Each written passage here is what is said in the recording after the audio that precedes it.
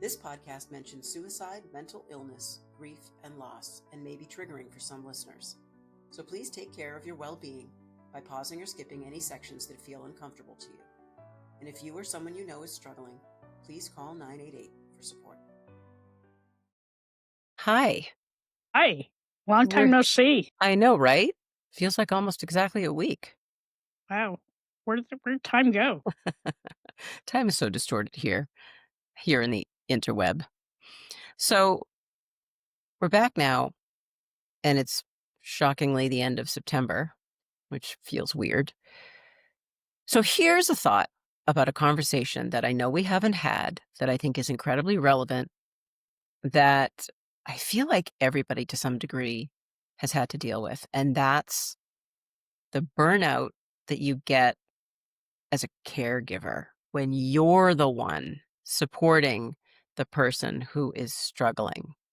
And I know in the context of this podcast and the conversations that you and I usually have, that relates to mental illness, but it can relate to a lot of different things. I mean, you and I are the survivors talking about surviving. And even though we talk mostly about suicide survival, we're also still talking about the other parts of life that we survive too. So I feel like this conversation could relate to someone who's caring for someone who's ill, physically ill, mentally ill, emotionally unwell, parent, child, partner.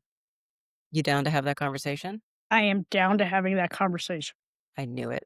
I just felt it in my bones. So I want to ask you a question. Ask away. If you've ever been the person holding everything together for someone else, and I believe that you have, you know how exhausting it can be, right? Utterly exhausting. Mm-hmm.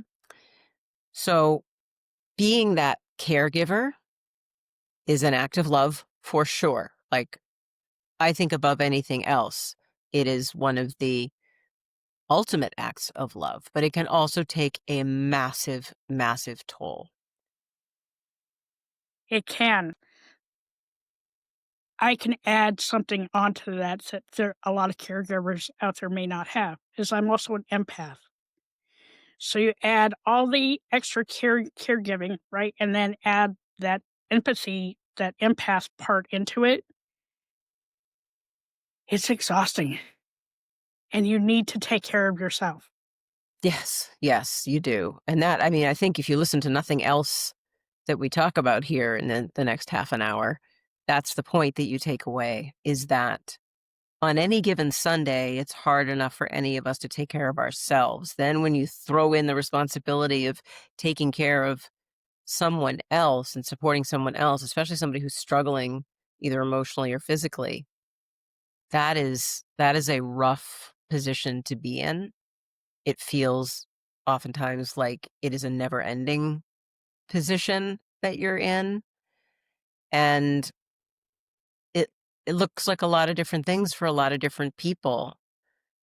And it sometimes feels and seems very impossible to take care of yourself when you're in that situation. And it's funny because I knew what we were going to talk about before I sprung it on you, but but I didn't think of one thing that comes from my own personal life and experience that is so incredibly relevant to this conversation. I kind of wish my mother was involved in this conversation because she could really speak to it.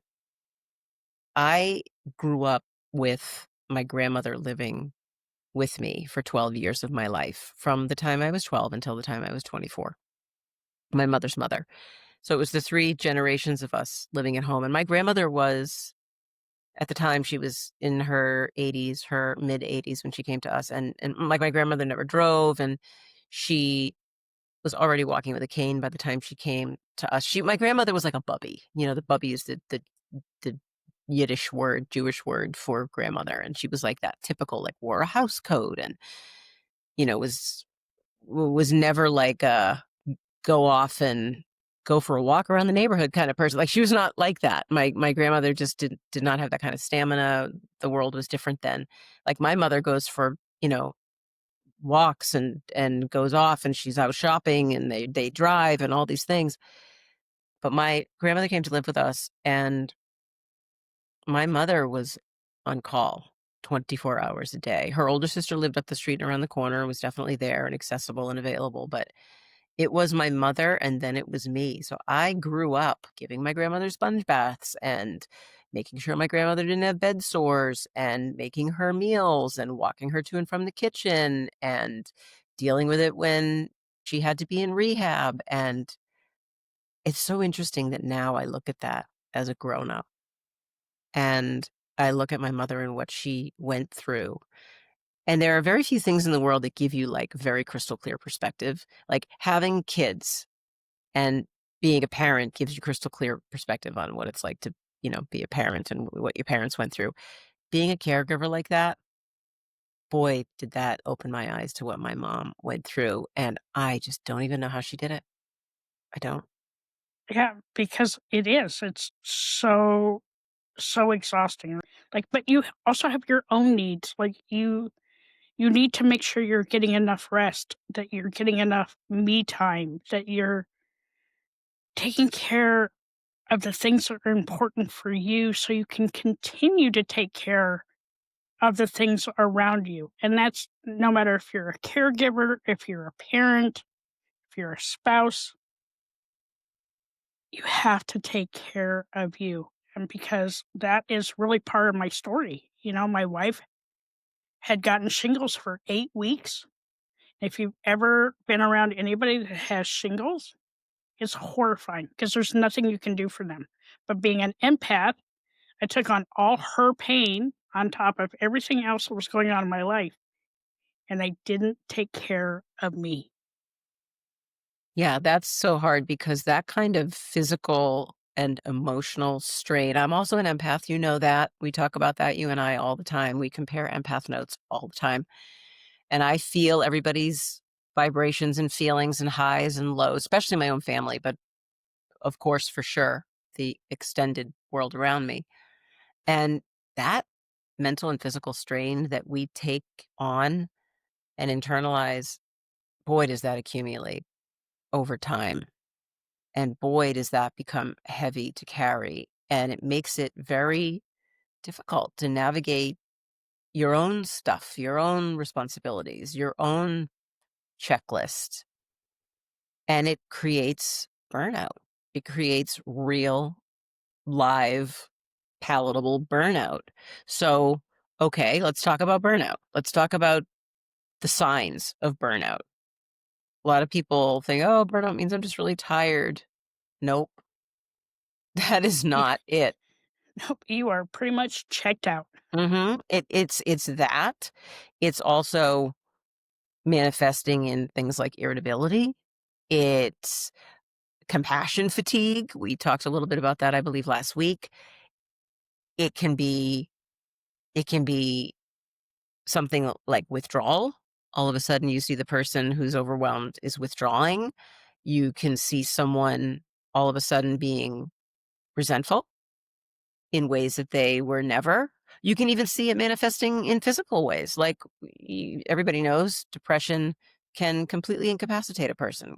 Depression can, it's been proven, can cause stomach problems and ulcers and gastrointestinal issues and real feelings of illness. So it's important that you and I and others in this mental health space have these conversations clarifying like, okay, guys, burnout's not just about being like super tired, like you need an extra nap.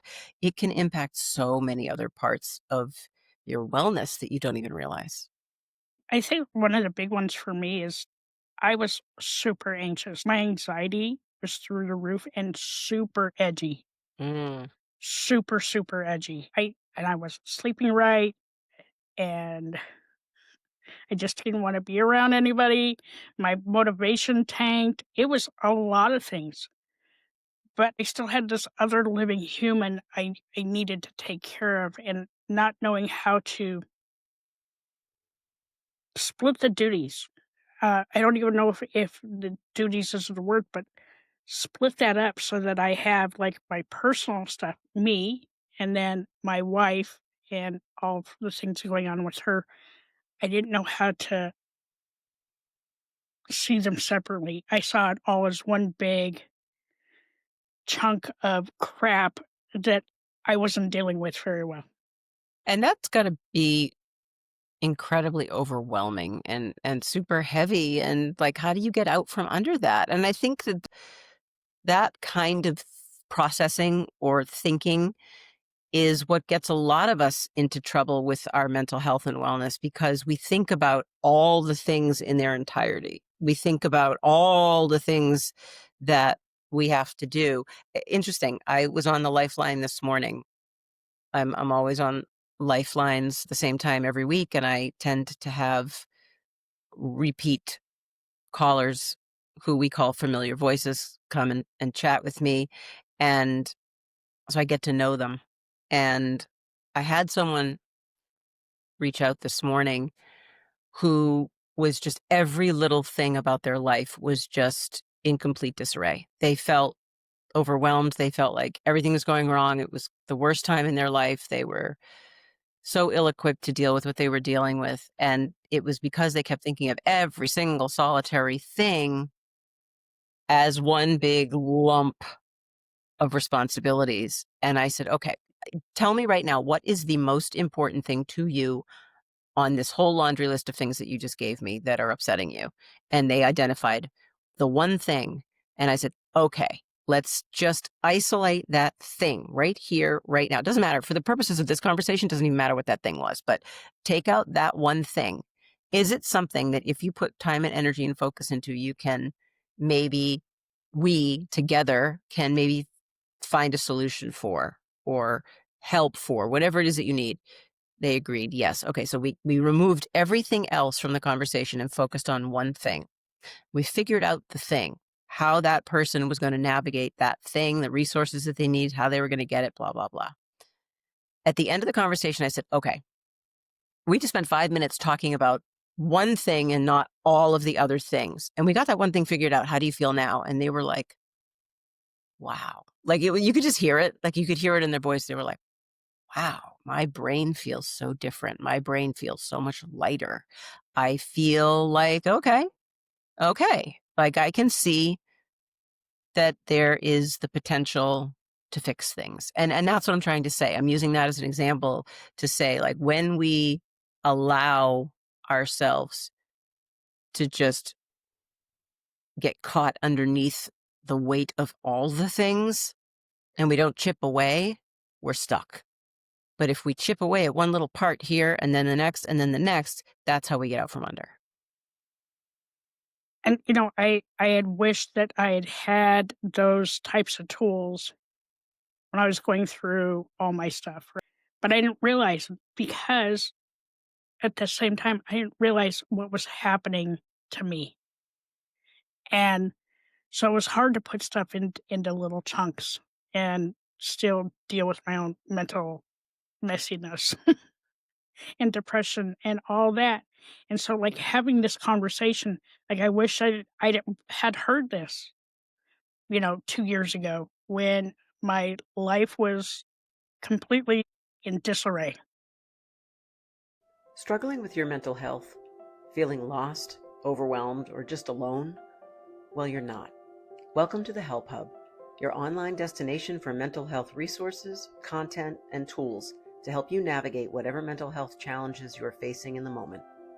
At the Help Hub, we offer individualized resources tailored to your unique needs and community, with over 16 different categories to find exactly the kind of personalized help you need when you need it most. Because even though we all deal with many of the same challenges, we don't always experience those challenges the same way. So whether you're looking for crisis support, downloadable resources, or an extensive archive of mental health-related articles and videos, we've got you. From episodes of the Survivors podcast for suicide loss survivors and lived experience blogs to interactive tools and professional connections, the Help Hub meets you where you are and helps you move forward with strength and support. Remember, you don't have to do this alone. Visit thehelphub.co today.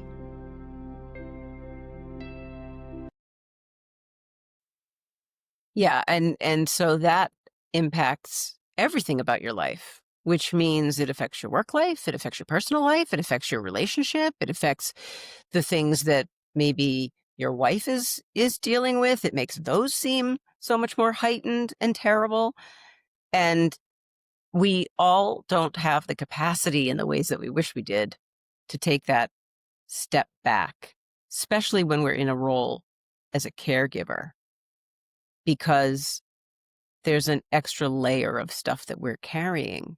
And there's so much attached to that. It's not just the extra attention and the extra tasks and the extra brain power and heart power.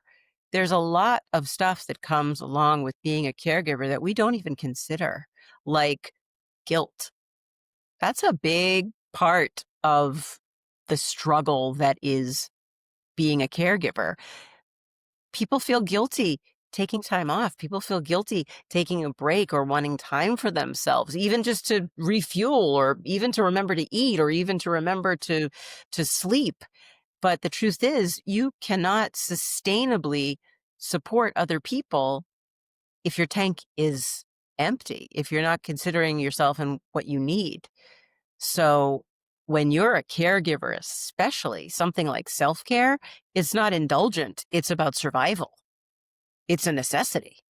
But we don't consider that because we don't stop to think about these things while we're in the thick of it, because we're in the thick of it. And who's going to waste their time thinking about something before it happens? I mean, I can pull from my own personal experience because I was mentally not well and I was taking care of my human. I was taking care of my wife, and you don't put two and two together, and then you start figuring out like you're mentally checking out and you don't want to be around people, but at the same time you want everybody else to feel good. And um my whole take on this is take care of you. Don't feel guilty for taking care of you. And yeah, there people still like shame you, and there's still some stigma around that, but if you are not taking care of yourself, you're gonna burn out. And you're useless to other people, especially the people who you want to show up for.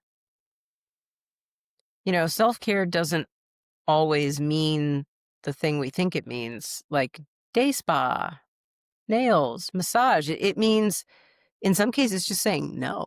That's self-care. It means setting a boundary and then keeping it. That is self-care. You know what else is self-care? Asking for help. It is. My self-care was, can I take a nap? And just go to sleep. And yes, asking for help. You know, doing something just for you, not for everybody else. Do something that makes you feel alive and not in this constant caregiving mode, because you are going, going, going, going, going, going. And I think that it's just, it's a tough place to be in. I know many parents out there that are just really struggling. You know, parents are struggling. People my age, I'm in my late 50s, and my mother is in her late 80s. So those roles have begun to reverse. And, you know, fortunately, and I'm sitting here knocking on wood, if you can hear me, for good luck, that she's in good shape. She takes very good care of herself. She eats well. She moves her body. She does all the things that, you know, she can do for the benefit of her health and wellness. But still, she's 87 years old, and there's a lot that she can't do now. So we have kind of reversed roles in a lot of ways. I mean, it's very different than it was with my grandmother, who, you know, couldn't even leave the house really, who needed help getting to and from the bathroom. That's a very different situation. I actually have to run to catch my mother in Target these days because my mom is like she's like a mountain goat all of a sudden. She's unbelievable. I don't know. But, you know, the fact of the matter is we have to give ourselves permission to consider ourselves when we are spending so much of our time considering somebody else. Because even those tiny things like letting yourself take a nap, or just putting your feet up and reading a book for 20 minutes, those little habits can really help prevent burnout before it happens. But I want to go back to something that I said before, and I want to say it bigger. And that's talking about support systems in particular, talking about asking for help. No one is meant to caregive alone. They're just not. I mean, we have the capacity to get things like support groups or respite services or counseling or even a friend or a family member to lighten the load a little bit. And I don't want to use the word burden because it's too easy to fall into the whole this is a burden category. That's not what it is in most cases. It's we're doing what we're doing out of love for the people we care about. And it just so happens that it's very time consuming and heavy to do it. But we don't have to do it alone. There are always resources. And I know in my own life, historically speaking, I'm not talking about being a caregiver, I'm talking in general. I'm terrible at asking for help. Absolutely terrible. And I've been working a lot on that. And the few times that I've said, like, hey, I can't do this alone, or I need you, it's been very powerful. And I continue to work on that. And it becomes even more important when we're talking about needing to, get help supporting the people we love. And even supporting somebody who has maybe lost someone to suicide, or someone who had a partner or a friend die unexpectedly. You still need to take care of you before you can take care of them. You need to sit with those emotions, take care of yourself, get some therapy, do all the things. Mm-hmm. See, It's not easy, not at all. no, but it's a necessity. I remember maybe about 4.5 years ago, I've talked about losing one of my closest friends to suicide. It was very sudden. He did not live in the state where we were living at the time. We were in Boston. He was out of state with his family. And I remember Dave and I got the call from another mutual best friend of ours. And really, we're just so completely shocked and unprepared. And we're very close with our friend's family, wife and children. And we literally got in a car and drove 10 hours to them immediately. And we were just there for them and on call for them and, you know, funeral and all the things. And I remember at one point after several days of being there and like not sleeping and considering them and worrying about them and what do they need. I remember turning to Dave in the hotel room one night and I was like, I don't have any more right now. I don't have anything. I am completely and totally depleted in a way that I didn't even think I had the capacity to be depleted. Like beyond empty. And I remember I spent the rest of that night doing absolutely nothing. I needed to be just completely closed up and um kind of feed my body, feed my soul, feed my mind, feed all those things so that I could kind of plug back in the next day. And it is hard when you're talking about helping someone grieve, being there, even holding space. It is a very, very challenging job. And the emotional toll that helping someone, like supporting someone who's struggling through grief can take on you, whew, that's a tough one. That's a really tough one. It is. And it we well, for me, it took 2 years of therapy for me to figure out that it's okay for me to take care of me. Well, that was like it within the first 3 months, because that's when we had the whole boundaries conversation. Um, Setting those boundaries for me was the number one best thing I could have done for me. I told you that's It's the number one best thing you can do for yourself too. I told you it is one of the main things that I have been working on in therapy for the last several years is learning how to construct boundaries, learning what they even mean. How does that translate into my day-to-day life? And learning how to deal with the discomfort of feeling like I'm letting someone down. Because here's the interesting thing about boundaries. When you say no to someone else, you're saying yes to yourself. Flip it around. This is what I was doing. I was saying yes to everybody else, which meant I was saying no to myself every single time. So when I switched that around and I started saying no, it didn't mean that I didn't love people any less. It didn't mean I didn't want to show up for them any less. It meant I am not okay right now because I am not considering myself and my needs and my emotional well-being at all. So I can't be that for you because I am nothing to myself right now. And when I had that realization and realized I was being so depleted by just giving, that's when I saw the most dramatic change in my life, in my attitude, in my relationships. Because let's face it, when someone asks someone for help, if they can't get help one place, they're going to ask someone else. And so on and so on and so on. So that's life. And sometimes you can help and sometimes you can't. And we have to accept and respect the times when we can't. So before we wrap, a few takeaways. We need to pay attention to warning signs of burnout, like we talked about. Things like resentment, things like either physical fatigue or compassion fatigue, loss of joy. Having that awareness is the first step in dealing with burnout, in avoiding burnout.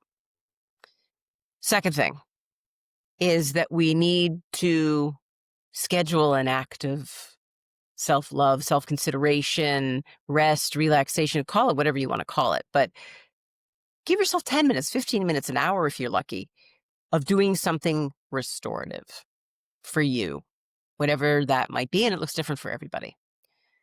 And that the third and final thing is to seek support. Get yourself connected with either a caregiver group or a therapy group or a bunch of your trusted friends or family that you can really rely on, and share the weight. Because when you share the weight, it makes what you carry lighter. That is just fact. It's not some great profound wisdom. It is just fact.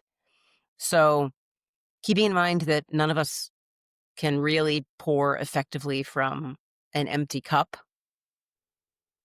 When caregivers care for themselves, they thrive in the same ways that the people they're caring for can thrive.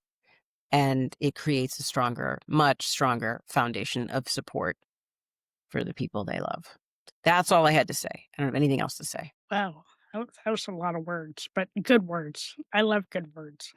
It was not word salad. It was very intentional. Let's come back and make another word salad next week. Are you Let's down do for that? it. I am. I do. Actually, do you know what next week is? You're not going to believe it. No, what is next week? Surprise! It is the season finale of season 2 of The Survivors. How did we make it to 2 seasons? I don't know. I really don't know, but a lot of great conversations. That's how. Yes. A lot of very intentional, very beautiful, meaningful conversations. So let's meet right back here in this exact same place in 1 week from now, and we'll recap everything. Beautiful. See you Okay. next week. Okay. Love you, G. Bye. Love you. Thanks for joining us on The Survivors. Remember, no matter how tough things feel, you are enough, and the world needs you just the way you are. You're not alone in this journey. There's a community here, and every step forward counts. We're so grateful you took the time to listen, and we hope you'll take one day at a time. Just know there's always more light ahead. Thanks for being here, friends. Just remember, help is out there in so many different places. So if you or someone you know is struggling, please call 988 and a trained crisis counselor like me will be there to help. You can also find an inclusive and comprehensive directory of mental health resources, tools, and content at thehelphub.co. Just remember that help is always just a call or a click away. We'll catch you next week. In the meantime, keep surviving.